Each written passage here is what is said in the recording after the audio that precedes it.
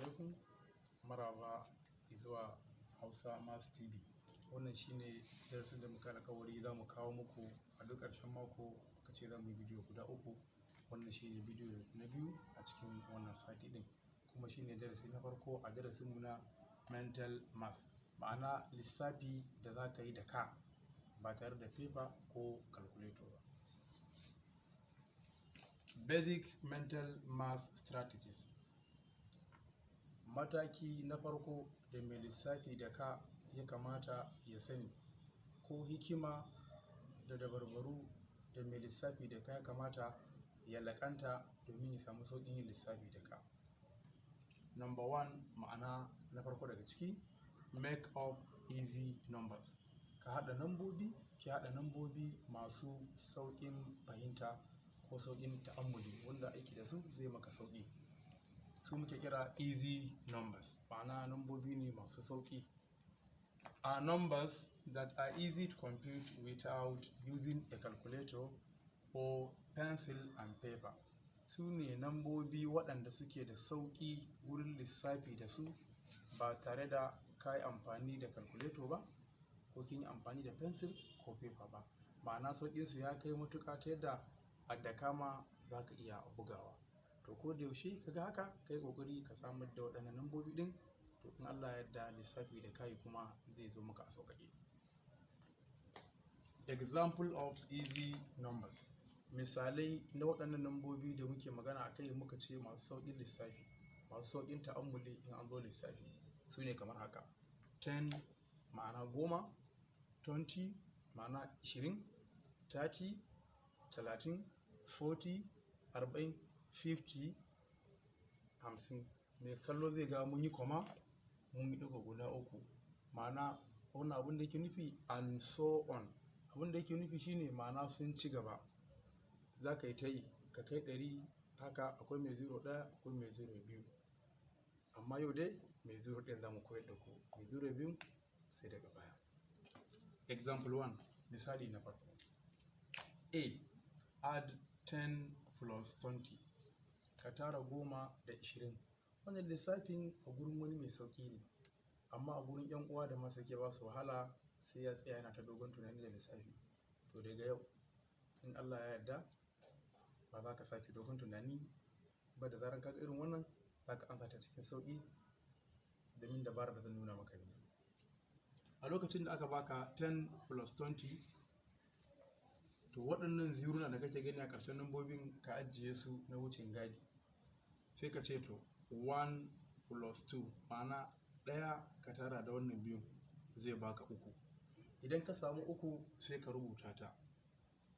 Sai ka ce to ziron ka da ka ajiye ɗazu na wucin gadi, to sai ka ɗauko ƙwalli ɗaya, sai ka saka shi a bayan 3 ka da ka samu yanzu, sai mu ce to ya koma 30 kenan.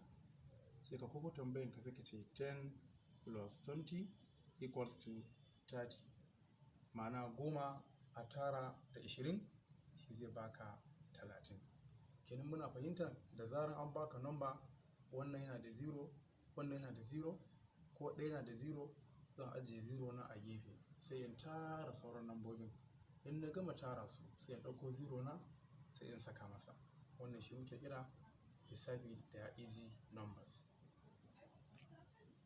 Za mu je lissafi na biyu, ma'ana B.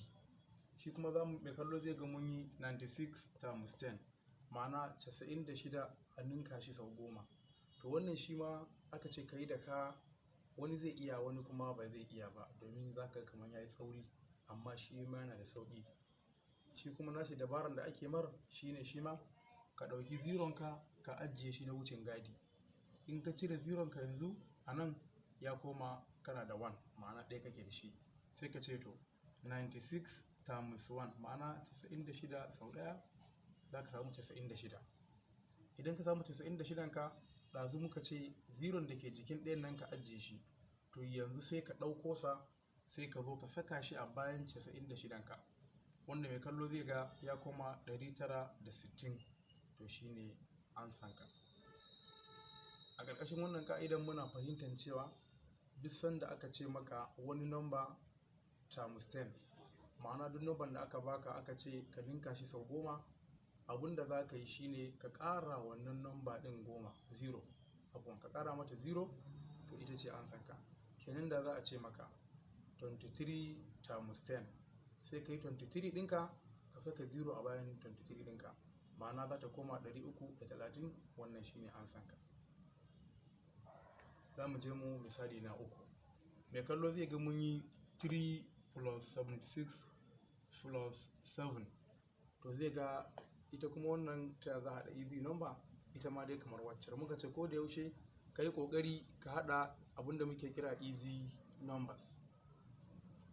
sai mu duba a cikin waɗannan nambobi da aka bamu wanne ne in muka haɗa zai bamu easy number. Idan muka tara 3 da 7 zai iya bamu 10, kuma mun sani 10 tana cikin easy numbers. to sai mu ɗauko 3 mu da 7 mu dawo da su farko, 76 mu sai mu tsaye da ita a ƙarshe, sai mu ce 3 a tara da 7 muna da 10, sai mu ɗauko 76 mu sai mu tara ta, sai mu ce to ga 10 mu nan 70 ne da 6, to ga 70 ga 6 nan ma'ana mun raba ta, ita ma mun mai da ita easy number. sai mu ce to 10 a tara da 70 kamar dai ɗazu sai ka ce 1 a tara da 7 ya baka 8, shidan ka hago da ita, sai ka ce to 80 a tara da 6 tana 86.